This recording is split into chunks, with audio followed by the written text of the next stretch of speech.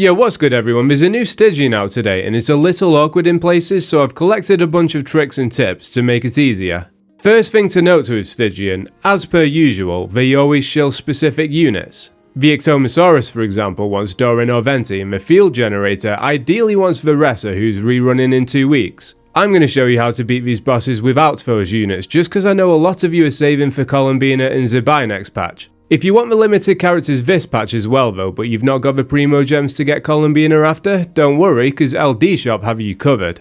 They do top-ups for Genshin Impact, Star Rail and more, and it's up to 35% cheaper than in-game. Personally, I think the in-game prices are too expensive to justify buy-in, but the LD Shop prices are genuinely worth it, especially with the bonuses for new users. You don't need your login details, just your UID and server, and everything will go right through.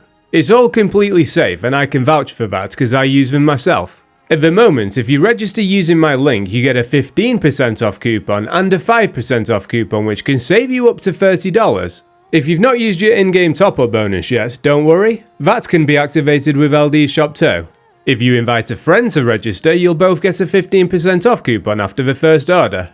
As if all this isn't enough, if you spend $80 in 1 month, you get a free Welkin to claim on the homepage. Check the link in the description for the discount coupons. So, this Baptist kicks ass for the Lord, and we're gonna kick his ass for Primo gems. The way he works is like this: he puts up an Electro Shield, you break it. He puts up a Hydro Shield shortly after, you break it. Then he puts up a Pyro Shield shortly after that one.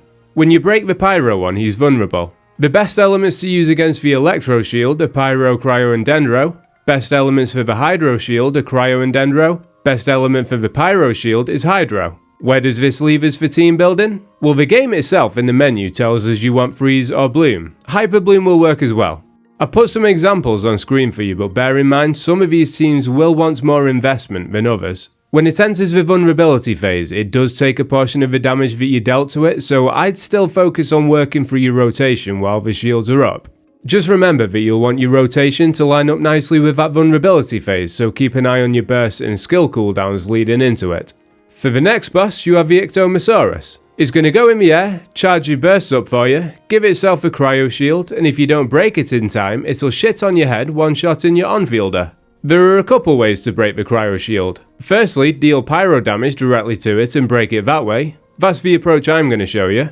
Secondly, it summons tornadoes, and you can CC them using Venti to make them break the shield for you. I don't have Venti, so I can't do that one, but it does work if you have him. We'll look at Jean first, and I'll talk you through exactly how to actually use her, because some people are just leaving you to figure it out for yourself. So Jean can only do the Darth Vader thing if she's within 20 levels of the enemy. This enemy is level 105, so Jean needs to be at least 85. You start by dropping Fischl, she's just going to chip away at the shield a tiny bit. Do 3 charged attacks with Amber, then a burst, then switch to Jean and aim a skill on the ground just before the shield breaks. I want to emphasize that I did it before the shield break, not after, because some people do it after the shield breaks. I found that just wasn't working. Maybe it'll work for you, but holding the skill before works for me. So you're aiming it on the ground, he falls, you'll catch him, and you just want to bounce him on the ground like your Kobe. Try and pull him down onto the ground, then immediately bring him back up, because sometimes he just stays on the ground if you don't pull him back up straight away. After you've done this, he should be at about 50% HP or less. If not, just retry and go again a few times. There's no shame in practicing it either. I spent about 5 minutes just getting the hang of it. You can bring a 4th character in the team just to deal some more damage if you want. I brought 3 just to show you that you don't need to. After a while, he does the shield thing again and you just repeat. 3 amber charge attacks, burst, Jean point to the ground before the shield, bounce like your Kobe. Keep an eye on your phone by the way, because you'll probably be getting a call up from the NBA soon. Let's say you don't have Jean, one thing to note is that the boss has 70% resistance to all elements. Breaking the shield with a Venti Tornado strat is going to reduce the resistance to Anemo. There are also some units that you could build teams around that have Shred baked into their kit, namely Doran and Chevreuse, but also some other stuff I have on screen now. I'm not going to beat around the bush, this one is shilling Doran hard. There are a few tricks to this one though if you don't have Doran. Firstly, you can use Jean or Kazuha's skill before it gets his shield up to pull it closer to the ground. Then you can hit it with Pyro melee units. Only downside to the melee approach is it will start going in the air throughout the battle, which for me personally made the melee approach too difficult for teams I tried without Doran. With Doran you can do it though. You are going to see guide makers telling you that you can also use constructs to elevate your character to hit the shield with melee attacks. I tried it though, and I genuinely thought it was shit basically, so I don't recommend that. It's worth giving Linny and Yoimiya a shout out too. They're DPSs that can work in overloaded teams, which is good for this boss, but they can also use charge shots to shoot the fecker down. I put some team examples on screen for you, but just like with the Baptist, some of them will want more investment than others. I tried Yoimiya with Doran and managed it first time. Without Doran, I didn't have enough damage though, so it is dependent on your investment.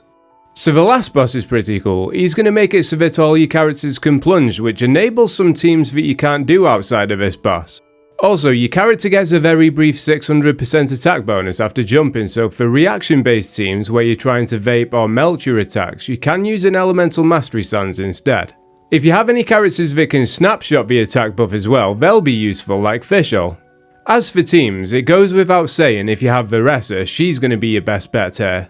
There are also people doing 4-star only clears with Gaming, Yansan, Rosaria and Bennett. The guy did have a C6 Yansan and R5 Fruitful hook though, and only had a couple seconds spare, so I'm not sure how feasible that will be for you. If you have a C6 Yansan, you probably have Veressa anyway. You could maybe swap in some 5 stars. So Gaming, Bennett, C. Lally, and then in the last slot, one of Sianyun, Shalonen or Escoffier. Bennett is replaceable too because you already get enough attack from the buff, so maybe C6 Diona for the elemental mastery buff. The cryo resonance is useful too because you will be getting a crit rate with the enemies having cryo on them. Arlecchino also works in melt setups, but Vape and Overloaded are an option too.